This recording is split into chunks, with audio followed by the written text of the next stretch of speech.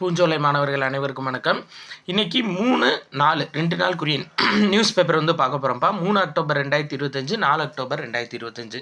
So heading என்ன அப்படின்னு சொல்லி பார்த்தீங்கன்னா, தமிழகத்துக்கு மத்திய அரசு 4144 கோடி ரூபாய் ஒதுக்கீடுன்னு சொல்லி கொடுத்துருக்காங்க. எதுக்காக அப்படின்னா, RTE right to education act 2009 போட்டிருப்பாங்களப்பா. இதுபடி என்ன அப்படின்னா, அதாவது ஸ்கூலில் தனியார் பள்ளிகளில் 25% இடங்களுக்கான இலவச மாணவர் சேர்க்கை. சரியா, அது பார்த்தீங்க அப்படின்னா, அதாவது 6 முதல் 14 வயது வரை உள்ள குழந்தைகளுக்கு தனியார் பள்ளிகளில் 25% இடஒதுக்கீடு. சரியா, இலவச இப்போ கல்வி கொடுக்கணும். அதுக்கு சென்ட்ரல் கவர்மெண்ட் நிதி கொடுப்பாங்க. சரியா, அந்த நிதியை இடையில நிப்பாட்டி வச்சுருந்தாங்க. ஏன் அப்படின்னா, இந்த மும்மொழி கொள்கையை நீங்கள் ஆதரிச்சா தான் நாங்கள் கொடுப்போம் அப்படின்ற மாதிரி.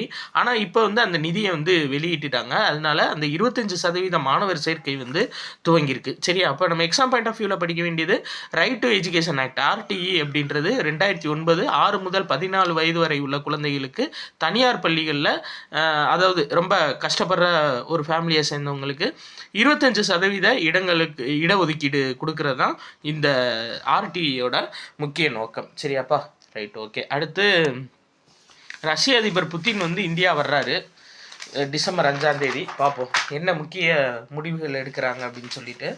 Right, okay. வேறு முக்கியமான நியூஸ் ரைட் இந்த இருக்குல்லப்பா. அதாவது மத்திய பிரதேசத்தில் ஒரு 6 குழந்தைகள் உயிரிழந்திருக்காங்க. இதுக்கு காரணம் இருமல் மருந்துன்னு சொல்லியிருக்காங்க. மேபி இருக்கலாம் அப்படின்னு சொல்லிட்டு. அதனால் தமிழ்நாட்டிலேருந்து தயாரிக்கப்படுற கோல்டு ரீஃப் அப்படின்ற இருமல் மருந்துக்கு இப்போதைக்கு தடை விதிச்சிருக்காங்க. ஸோ அதை ஞாபகம் வச்சுக்கோங்க. அந்த இருமல் மருந்து பேர் என்ன அப்படின்னா கோல்டு ரீஃப். சரியா, இதே மாதிரி ஒரு கொஸ்டின் ஏற்கனவே கேட்டிருக்காங்க டிஎன்பிஎஸ்சியில். சரிங்களா, எந்த மருந்து தடை செய்யப்பட்டுள்ளது அப்படின்னு சொல்லிட்டு ஒரு தடவை கேட்டிருந்தாங்க. ஸோ இந்த கோல்டு ரீஃபை நீங்கள் ஞாபகம் வச்சுக்கோங்க. அடுத்து, இந்த நெல் கொள்முதல் இருக்குது பார்த்தீங்களா, அதுக்கு கண்காணிப்பு அலுவலர்களை புதுசாக நியமிக்க சொல்லி முதலமைச்சர் உத்தரவு போட்டிருக்காரு. வேறு இதில் யாரை நியமிக்கணும் அந்த மாதிரி இன்ஃபர்மேஷன்ஸ்லாம் இல்லை. பட் கொள்முதலுக்கு அப்படின்னு சொல்லிட்டு புதுசாக கண்காணிப்பு சிறப்பு அலுவலர்களை நியமிக்கணும். அவங்க தலைமையில் தான் நெல் கொள்முதல் செய்யணும் அந்த அறுவடை காலங்களில் அப்படின்னு சொல்லியிருக்காங்க. சரி, ரைட். அடுத்தது பார்க்கலாம். எக்ஸாம் பாயிண்ட் ஆஃப் வியூ அப்படின்னு பார்க்கும்போது நம்மளுக்கு இந்த இது கம்மி தான். ரைட்ப்பா. இந்த இது பாருங்கள். அதாவது ரூபாய் 100 சிறப்பு நினைவு நாணயத்தை வெளியிட்டிருக்காரு. இந்த நாணயத்தோட ஒரு பக்கம் தேசிய சின்னமும், இன்னொரு பக்கத்தில் வரத முத்திரையோட சிங்கத்துடன் கூடிய பாரத மாதாவோட உருவம் பொறிக்கப்பட்ட 100 ரூபாய் நாணயம் வெளியிடப்பட்டிருக்குப்பா. நீங்கள் இதை மட்டும் ஞாபகம் வச்சுக்கோங்க. சிங்கம் மேலே பாரத மாதா இருக்கக்கூடிய நாணயம் எத்தனை ரூபாய் நாணயம் வெளியிடப்பட்டுச்சு அப்படின்னா 100 ரூபாய் நாணயம். சரியா, அந்த ஆர்எஸ்எஸோட ஒரு இதனால அவங்க அறிவிச்சிருக்காங்க. சரியா, அந்த ஆர்எஸ்எஸ் தொண்டர்களுக்கு வணக்கம் செலுத்துவதற்காக அதை அறிவிச்சிருக்காங்க. பட் நம்மளுக்கு எக்ஸாம் பாயிண்ட் ஆஃப் வியூவில் பார்க்க வேண்டியது இதுதான். எத்தனை ரூபாய் நாணயத்தில் பாரத மாதாவோட உருவம் பொறிக்கப்பட்டுச்சு அப்படின்னா 100 ரூபாய் நாணயம். அடுத்து இந்த அதாவது சர் கிரீக் செக்டார் அப்படின்னு சொல்லிட்டு ஒன்று இருக்குப்பா. இப்போது இந்தியா மேப் இப்படி இருக்குன்னு வச்சுக்கோங்களேன். இந்த குஜராத் இந்த பகுதியில் இங்கே பாகிஸ்தான் வரும். இதுதான் சர் கிரீக் செக்டார் அப்படின்னு சொல்லிட்டு சொல்லுவாங்க. சரியா, இந்த பகுதி இதில் பாகிஸ்தான் உட்கட்டமைப்பு ஏற்படுத்திட்டு இருக்காங்க. இந்த இதை நீங்கள் அதாவது இந்தியாவை ஒட்டி இந்தியாவை அச்சுறுத்துகிற விதமாக நீங்கள் இப்படி செஞ்சீங்க அப்படின்னா இந்தியா, அதாவது உலக மேப்பில் பாகிஸ்தானே இருக்காது அப்படின்னு சொல்லிட்டு நம்மளோட பாதுகாப்புத்துறை அமைச்சரும் ப்ளஸ் நம்மளோட இராணுவ தளபதியுமே சொல்லியிருக்காங்க. சரியா, ரொம்ப காட்டமாக கருத்து தெரிவிச்சிருக்காரு. இந்த ஆப்ரேஷன் சிந்தூர் மாதிரி நாங்கள் ஒரு கண்ணியத்தை கடைப்பிடிக்க மாட்டோம், அடுத்து அட்டாக் ரொம்ப அதிகமாக இருக்கும் அப்படின்ற மாதிரி சொல்லியிருக்காங்க. ஏதோ பிரச்சனை பண்ணிக்கிட்டு இருக்காங்க போல் பாகிஸ்தான்காரங்க. அதனால தான் 2 பேருமே இந்த தகவல் தெரிவிச்சிருக்காங்க. சரி, ரைட். சர்க்ரிக் செக்டார் அப்படின்னா இந்த தான் நம்ம கட்ச் வளைகுடா ப்ளஸ் அந்த குஜராத் பகுதியில் இருக்கக்கூடியது இந்த சர்க்ரிக் செக்டார். சரியா, ரைட், ஓகே. வழக்கம் போல் இடத்துக்கு வந்துட்டார்ப்பா முகேஷ் அம்பானி.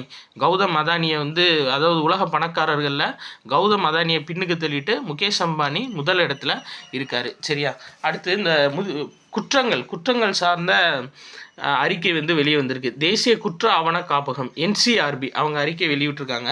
இதில் நிறையா குற்றங்கள் சொல்லியிருக்காங்க, பொருளாதார குற்றங்கள். இதிலெல்லாம் இதில் மெயினான விஷயம் என்னென்னா, முதல் 5 இடத்துல எதுலேயுமே தமிழ்நாடு வரல. சரியா, ஓரளவு குற்றங்கள் வந்து குறைந்த மாநிலமாக தான் இருக்குது மிச்ச மாநிலங்களை கம்பேர் பண்ணும்போது. இதில் ஒரே ஒரு இடத்துல மட்டும் தமிழ்நாடு 4வது இடத்துல இருக்குது. என்னென்னா, முதியவர்களுக்கு எதிரான குற்றங்கள். அதில் ஒரு வருடத்துக்கு சராசரியாக 2104 குற்றங்கள் வந்து முதியவர்களுக்கு எதிராக நடக்குது அப்படின்னு சொல்லியிருக்காங்க அறிக்கையில். சரி, ரைட், ஓகே. அடுத்து இந்த சீன ஓப்பன் போட்டி நடக்குதுப்பா. அதில் வந்துட்டு ஆடவர் ஒற்றையர் பிரிவோட இறுதி ஆட்டத்தில் இத்தாலியோட ஜேக் சின்னர் ஜெயிச்சிருக்காரு. சரியா, அதை ஞாபகம் வச்சுக்கோங்க நம்மளுக்கு. பட் ஜப்பான் ஓப்பன்லாம் கேட்க மாட்டாங்க. பட் நீங்கள் பேசிக்காக ஞாபகம் வச்சுக்கோங்க. சரிங்களா, கிராண்ட் ஸ்லாம் வந்தால் மட்டும் நம்ம பார்த்துக்கலாம். அடுத்து இந்தது என்ன அப்படின்னா, குண்டூரில் வந்து 62வது தேசிய செஸ் சாம்பியன்ஷிப் போட்டி நடந்திருக்கு. சரி, ஆந்திர மாநிலம் குண்டூரில். இதில் தமிழக வீரர் GM பா இனியன் அவர் பட்டம் வென்றிருக்காருப்பா. ஸோ இதை ஞாபகம் வச்சுக்கோங்க. சரிங்களா, அப்போ குண்டூரில் நடைபெற்ற சர்வதேச செஸ் சாம்பியன்ஷிப் போட்டியில் பட்டம் வென்றவர் யார் அப்படின்னா GM பா இனியன் வந்து பட்டம் வென்றிருக்காரு. முக்கியமான பாயிண்ட். அடுத்து நம்ம 4ஆம் தேதி நியூஸ் பேப்பர் இந்த கரூர் கூட்ட நெரிசல் சார்பாக ஏற்கனவே ஒரு நபர் ஆணையம் நம்ம பார்த்தோம். அருணா ஜெகதீசன் அவங்க தலைமையில் அமைக்கப்பட்டுச்சு. இப்போ நீதிமன்றமே தென்மண்டல IG அஸ்ரா கார்க் இவர் தான் அது. சரிங்களா, அஸ்ரா கார்க் IPS இவரோட தலைமையில் ஒரு குழு அமைச்சிருக்காங்க. இது என்னன்னு சொல்லி தெளிவாக விசாரிங்க அப்படின்ற மாதிரி சொல்லியிருக்காங்க. சரியா, இதில் மெயினாக பார்க்க வேண்டியது இந்த குழுக்கு கீழே இப்போ IG அஸ்ரா கார்க் அவரே வந்து ஒரு IPS தான். இதுக்கு கீழே 2 IPS சேர்த்துருக்காங்க. அப்போ இந்த குழு வந்து ரொம்ப முக்கியமான ஒரு குழுவாக கருதப்படுது. சரியா, உயர்நீதிமன்றத்தால் அமைக்கப்பட்ட குழு IG வடக்கு மண்டல IG, தென்மண்டல IG இல்லைப்பா, வடக்கு மண்டல IG அஸ்ரா கார்க் அவர் தலைமையில் குழு அமைச்சிருக்காங்க. சரிங்களா, இது என்ன அறிக்கை தர்றாங்கன்னு நம்ம பார்ப்போம். ரைட், எல்லாம் அவங்கவுங்க இடத்துல சேஃபாக தான் இருக்காங்க. அவங்கள பார்க்க போகணுன்னு சொல்லி போன மக்கள் தான் இறந்தது. இன்னையாச்சும் யோசிக்கணும், சிந்திச்சு செயல்படணும் மக்கள். சரி, ரைட், ஓகே. அடுத்து உணவுப் பொருள் கண்காட்சி, இயற்கை உணவுப் பொருள் கண்காட்சி வந்து நடைபெறுதுப்பா. சரியா, மதுரையில் 11/12ஆம் தேதி நடைபெறுது. அதோட தீம் கருத்துரு என்னன்னு பார்த்தீங்கன்னா மாமதுரை இயற்கை மதுரை. சரியா, இதை ஞாபகம் வச்சுக்கோங்க. அடுத்து ராமநாதபுரம் மாவட்டத்துக்கு 9 புதிய திட்டங்கள் அறிவிச்சிருக்காரு. இதில் மெயினாக நம்ம இந்த ஒரு திட்டம் தான் இப்போ முக்கியம். காவிரி கூட்டு குடிநீர் திட்டம் இனி ராமநாதபுரம் மாவட்டத்துக்கு விரிவுபடுத்தப்படும். 2 வருடங்களில் இந்த திட்டம் முடிக்கப்படும் சொல்லியிருக்காங்க. அப்போ இது ரொம்ப முக்கியமானது. காவிரி கூட்டு குடிநீர் திட்டம் இப்போ ரீசெண்டாக எந்த மாவட்டம், சரியா, எந்த மாவட்டத்துக்கு எக்ஸ்டெண்ட் பண்ணியிருக்காங்க அப்படின்னா ராமநாதபுரம் மாவட்டத்துக்கு எக்ஸ்டெண்ட் பண்ணியிருக்காங்க. இன்னும் 2 மாதத்தில் இந்த திட்டம் வந்து வந்துடும். சரியா, ரைட், ஓகே. 2 மாதம் இல்லை, 2 வருடங்களில் செயல்படுத்தப்படும் சொல்லியிருக்காங்க. அதே மாதிரி இந்த டெல்லியில் நடைபெற்ற கௌடில்யா பொருளாதார மாநாடு. சரியாப்பா, 2025 இதை ஞாபகம் வச்சுக்கோங்க. கௌடில்யா பொருளாதார மாநாடு எங்கே நடைபெற்றுச்சு அப்படின்னா அதாவது டெல்லியில் நடைபெற்றுச்சு. சரியா, கௌடில்யா மாநாடு 2025 பொருளாதாரம் சார்ந்த இன்ஃபர்மேஷன். வேறு இந்தது ரொம்ப முக்கியமானதுப்பா. சரியா, என்ன அப்படின்னா நாட்டின் பால்வளத்துறையில் 70% வளர்ச்சி அப்படின்னு சொல்லியிருக்காங்க. ஹரியானா, அதாவது இங்கே இருக்குது பார்த்தீங்களா, ரைட், ஹரியானா மாநிலம் ரோத்தக் அப்படின்ற இடம்பா. சரியா, ஹரியானா மாநிலம் ரோத்தக் அப்படின்ற இடத்துல 325 கோடி மதிப்பீட்டில் நாட்டிலே மிகப்பெரிய பால் பொருள் உற்பத்தி ஆலை வந்து வடிவமைக்கப்பட்டிருக்கு. ஸோ அது ஞாபகம் வச்சுக்கோங்க. எங்கே அப்படின்னா ஹரியானா மாநிலம் ரோத்தக் அப்படின்ற இடத்துல. அதே மாதிரி பால் பொருளோட சந்தை வந்து அது அதிகரிச்சிருக்குன்னு சொல்லியிருக்காங்க. 2014-15 8.6 கோடியாக இருந்த கால்நடைகளோட எண்ணிக்கை தற்போது 11.2 கோடியாக உயர்ந்திருக்கு. அதே மாதிரி பால் உற்பத்தி 14.6 கோடி டன்னாக இருந்திருக்கு 2014-15. இப்போ 23.9 கோடி டன்னாக உயர்ந்திருக்குப்பா பாலோட உற்பத்தி. சரியா, கால்நடைகளோட எண்ணிக்கையும் 11.2 கோடியாக அதிகரிச்சிருக்கு. நான் அந்த சொன்னேன் பார்த்தீங்களா, இராணுவ தளபதி எச்சரிக்கை விடுத்தாருன்னு. இதுதான் அடுத்த முறை சுய கட்டுப்பாட்டை இந்தியா கடைபிடிக்காது, பாகிஸ்தானுக்கு இராணுவ தளபதி எச்சரிக்கை. ஏன்னா இந்த சர்க்ரிக் செக்டாரில் ஏதோ பஞ்சாயத்து பண்ணுறாங்க, அதான் அட்டி எக்குத்தப்பாக இருக்கும், பார்த்துக்கோங்கன்னு சொல்லிட்டாங்க. சரி, ரைட், இந்த இது ரொம்ப முக்கியம். அழிவின் விளிம்பில் உள்ள 4 உயிரினங்களை பாதுகாக்க 1 கோடி ரூபாயில் புதிய திட்டம். அது என்னென்ன அப்படின்னு சொல்லி பார்த்தீங்கன்னா, மேற்கு தொடர்ச்சி மலையில் காணப்படக்கூடிய சிங்கவால் குரங்கு, இது அழிவின் விளிம்பில் இருக்குது. தமிழ்நாடு, ஆந்திரா, கேரளா இந்த வறண்ட நில பகுதியில் இருக்கக்கூடிய மெட்ராஸ் முள்ளமன்றி 2வது, முதுமலை புலிகள் காப்பகத்தில் வாழக்கூடிய கழுதை புலி 3வது, மோயாறு ஆற்றில் வாழும் கூம்புத்தலை மக்சீர் மீன். சரியா, மோயார் ஆற்றில் வளரக்கூடிய மக்சீர் மீன். இந்த 4 இதுவும் வந்து பார்த்தீங்க அப்படின்னா அதாவது அழிவோட விளிம்பில் இருக்குது. இதை காப்பாற்றுறதுக்காக 1 கோடி ரூபாயில் புதிய திட்டம் தமிழ்நாடு அரசு சார்பாக அறிவிச்சிருக்காங்க. சரியா, அடுத்து இந்ததுப்பா என்னென்னா, இப்போதைக்கு வட்டி வீதம் வந்துட்டு அதாவது ரெப்போ வீதம் சரியா 5.5% இருக்குது. நம்ம ரிசர்வ் பேங்கோட ஆளுநர் சஞ்சய் மல்ஹோத்ரா தலைமையில் பொருளாதார கூட்டம் நடந்திருக்கு. அதில் வந்து ரெப்போ ரேட்டு எந்த மாற்றமும் இல்லாமல் 5.5%, இருக்கும் அப்படின்னு சொல்லியிருக்காங்க. சரியா, இது முக்கியமாக நீங்கள் பார்த்துக்கணும். அதே மாதிரி என்ன சொல்லியிருக்காங்கன்னா 6.5 இருக்கும். அதாவது இந்தியாவோட வளர்ச்சி வீதம் வந்து 6.5 இருக்கும் அப்படின்ற மாதிரி சொல்லியிருக்காங்க 2025-26 நிதியாண்டில். அடுத்து இந்ததுப்பா, அதாவது லடாக்கோட துணைநிலை ஆளுநர் பேர் என்ன அப்படின்னா ரவீந்தர் குப்தா. இதை ஞாபகம் வச்சுக்கோங்க. ரைட்டு,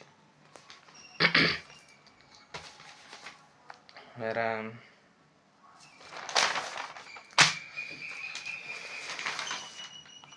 அதாவது நார்வேல பளுதூக்குதல் உலக சாம்பியன்ஷிப் போட்டி நடைபெற்றிருக்கு. இதில் மீராபாய் சானு வெள்ளி பதக்கம் வென்றிருக்காங்க. அப்போ மீராபாய் சானு எந்த விளையாட்டுடன் தொடர்புடையவங்க அப்படின்னு கேட்டாங்கன்னா பளுதூக்குதல்.